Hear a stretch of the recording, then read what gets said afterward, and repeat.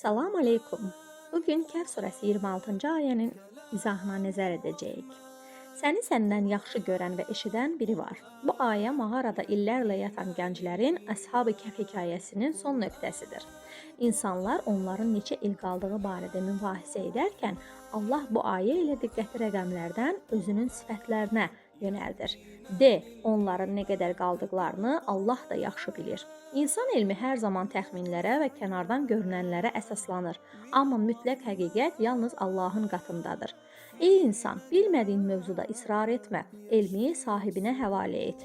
Bu bir təslimiyyət dərsidir. Göy sirləri və yerin qeybi, gizli bilgisi yalnız ona məxsusdur. Qeyb bizim görmədiyimiz, eşitmədiyimiz və dərk edə bilmədiyimiz hər şeydir. Mağarada keçən 300 il dünya üçün bir sir idi. Lakin Allah üçün hər anı aydın bir həqiqət idi. Kainatın hər zərrəsindəki gizli şifrələr Allahın nəzarətindədir.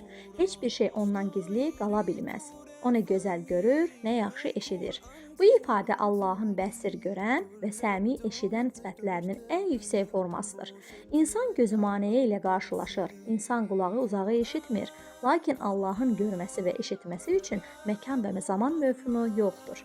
Sən mağaranın ən qaranlıq küncündə olsan belə, Rəbbin səni görür və pıçıltını eşidir. Bu mömin üçün ən böyük güvən mənbəyidir. Onların ondan başqa heç bir dostu, vəlisi yoxdur. Vəli həm dost, həm də qoruyan, himayədar deməkdir. Əshab-ı Kəhf zalım hökmdardan qaçanda heç bir orduları yox idi. Onları qoruyan yalnız Allahın vəli sifəti idi. Dünyada sığınacaq axtarırsansa, bil ki, Allahdan başqa həqiqi dost və sarsılmaz dayaq yoxdur.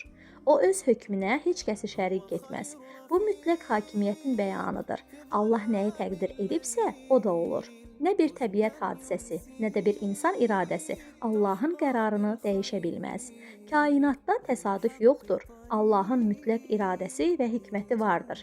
Şərik qoşmamaq həm də Allahın qərarlarına tam razılıq verməkdir.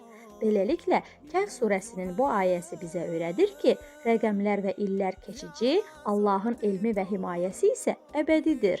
Əgər siz də Allahı özünüzə vəli, dost seçsəniz, ən qaranlıq mağaralar belə sizin üçün nur olar.